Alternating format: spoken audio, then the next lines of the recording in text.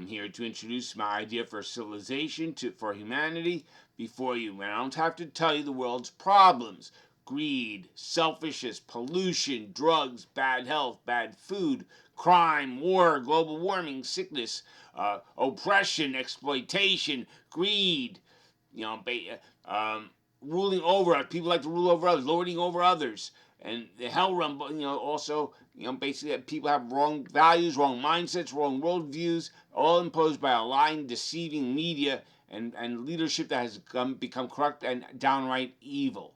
But I have a blueprint for an ideal type of society that would rid us of these bad elements, and the removal of them would be permanently. Basically, it's a map to the Garden of Eden living for all future generations. And it's a wonderful alternative to the world fascist totalitarian police state of slavery planned by the elite in the Vatican. And it is not rocket science. This is easy and achievable. Does not take great technology. It is self-sustaining agricultural communities, simple and plain. Right now we have easy lives, entertainment, all that. That has not led to good health or happiness. My idea for agriculture with organic fruits and vegetables and nuts and such would lead to great health with vigorous exercise, daily work hard, will make us sleep well, live well, eat well, and have strong minds with the mentoring idea I have. And now, first of all, this way of life is practiced by a few people in the U.S. already. Basically, I have some variations from it, but the Amish do it now. And just basically self-sustaining agriculture communities with no technology. And they live peaceably and healthily outside of what society usually is. We need to stop conforming to an evil establishment. Now, the Amish idea of self-sustaining agricultural communities is the basic path to healing the planet. No pollution, healthy eating, no need for evil pharmaceuticals, the corrupt pharmaceuticals, healing by that your food be your medicine, that your medicine be your food. The Amish have been doing this successfully for centuries. Kibbutzes in Israel, they also were somewhat like it. It is doable and it is sustainable. Now here's the idea. Build housing on fertile land. Each community should house about 150 people, which is what the scientists say is the optimal maximum population for relational community, to have everybody familiar with one another and to have harmony. Men and women will be separately housed, living together but separately housed, discouraging any sex. Procreation shall be done by artificial insemination. And sex leads to disease and lust and unwanted pregnancies and also the insane realm. This will keep all children and all future generations sane and outside of hell. And, without God, without that, all living healthy, good lives. Now, these communities, in which 120 to 150 will live, will be situated on about 100 acres of farmable land. And on this land will be fruit trees, vegetables, nuts, having some hens for eggs, maybe even a catfish farm and a local stream will allow for it if there's any unpolluted stream left in this planet. And some places for other farm products like sheep and goats for wool and dairy, and cotton for clothing, wool for clothing, leather for clothing, goat skins, wool, lamb skins. Farming chores will be rotated on an equal basis to allow for fairness. Okay, there will also be other vocations: carpentry, blacksmithing, glass blowing, pottery, weaving, tanning, candle and soap making. All this can be apprenticed and learned by several youth in the community. And regarding the youth, I propose a whole new paradigm, a different idea than anything ever practiced before except for some tribes in Africa. And that is a removal of the institution of marriage. And no more families, we know it. I know this is contrary to what you are told God's will is, or what they say God's will is. But I've soundly debunked the Bible as being a good moral guide. In the Untold Nature of Christianity, the book proves beyond any doubt that the ethics promoted in the Bible are intentionally subversive. If your holy book tells you how to treat slaves or how to have slaves, then your holy book is disqualified as a source for moral code. And indeed, in 6 different places in the New Testament it says, slaves, obey your masters no matter how wicked they are. It all says in 1 Peter 2 and in Romans chapter 13, it says the governor is placed there by God to do good, honor, and obey him.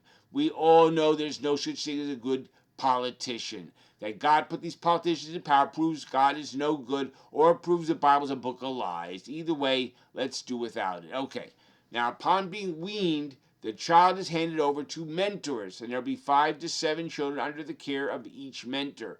And the mentor should be carefully chosen by the community as one having high intellect, outstanding ethics, excellent teaching skills, patience, and wisdom. The mentors will spend 24/7 with the children and shall impart the proper code of ethics to live by. As I give code of ethics to live by in my book, The Untold Age Christianity, and it's called Shares, Spartan Humanitarian Autonomous Religious Ethical Society.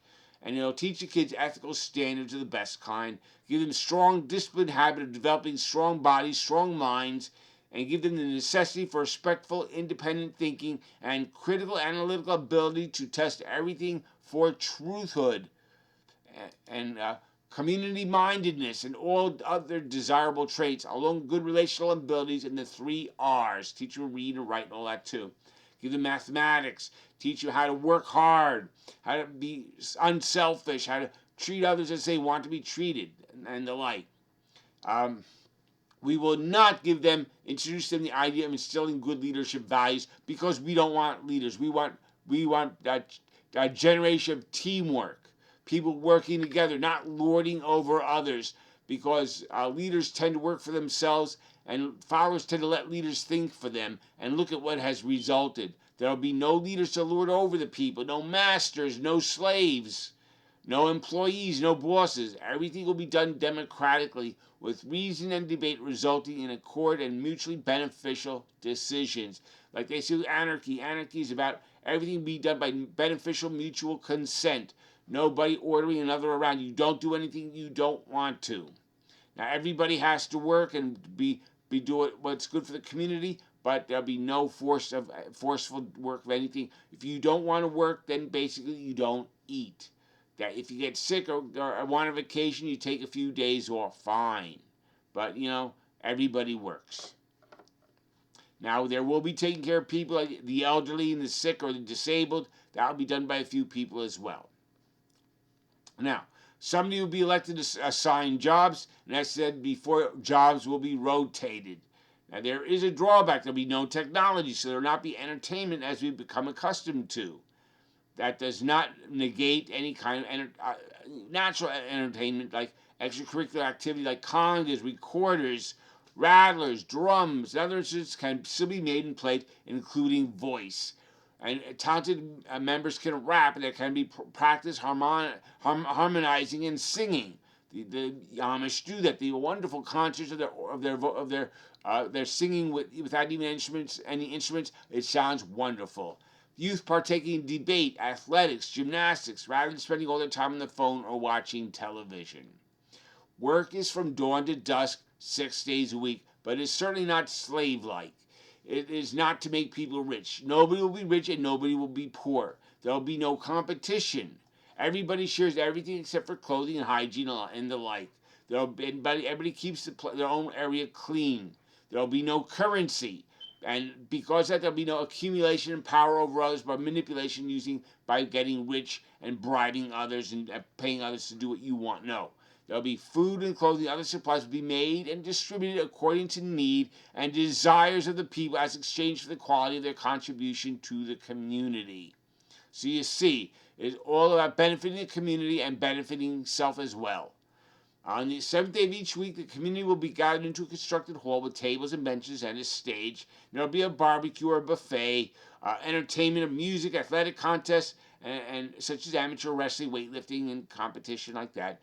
Gymnastics, musicianship, rap, poetry, recital, debates, and it goes on.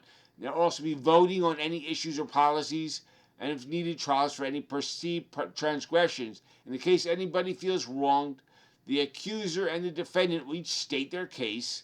Anybody in the community can question them, and since all there will be familiar with each of them and their character, the community can decide who is at fault, take a vote on it, and if necessary, decide on restitution or corrective punishment. So there was no need for police or judges or jails, restitution or corrective punishment. All this to correct the person, not to punish him. Now, I know you probably think, oh, we can't do without technology. Instead of electric lights, we have candles. We have a wood stove instead of electricity or gas. We have a fireplace to heat the room up.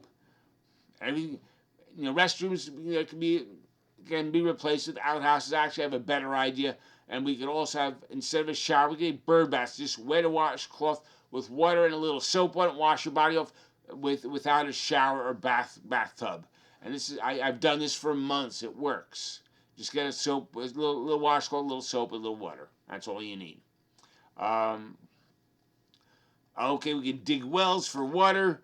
The whole thing. This is pretty. This could all be replaced. We don't need all the luxuries of modern technology that we've been spoiled with for hundreds of years. This kind of life was lived for thousands of years but they were always feudal or serfdom. It was always with kings ruling. This is basically nobody rules over you. This is fair society. We have here the elimination of all. No poverty, no war, no bad health, no wasted lives, no crime, no pollution, no drugs, no subversion, no deception, no oppression, no oppressive rule, undereducated youth, or all the society ills are eliminated. So this is something worth fighting for and to work for. All future generations, with the preventive education of the history of the world for them to learn what to avoid, and to train youth to test for deception from their youth on, not to let anybody be deceptive, have impeccable integrity instilled on every youth. Make sure nobody lies to anybody. And now this way we can have a civilization free from evil rule.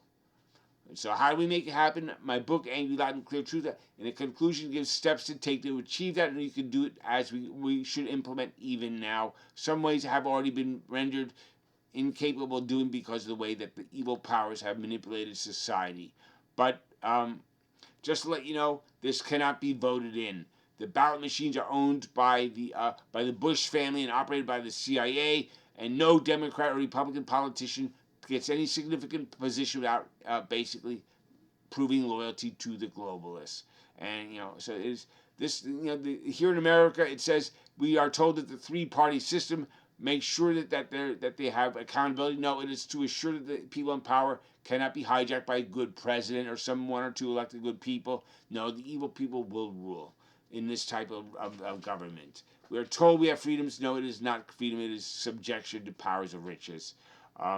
Now we know that hard times create strong people to overcome the hard times. Easy times and lots of wealth creates weak people. So the cycle goes. You have hard times, then you have a better society because strong people have made it better. But when you have a weak society due to easy times, then it will become difficult on hard times. It's like a cycle. But this breaks that cycle. We always have moderately hard times that people will be strong for all eternity. There will not be luxury and ease. At the same time, there will not be poverty and there will not be hardship to a great degree. Yes, we'll be subject to weather. Yes, we'll have to work hard. But at the same point, there will be no subversion. Our minds will be strong. We'll have strong bodies and will not be sick. And this is a way to perpetuate the system. My ideas stand. I stand by my ideas. I've lived by them. And I basically will promote this idea because the Amish and the Israeli kibbutzes have done something like this successfully. Peace unto you.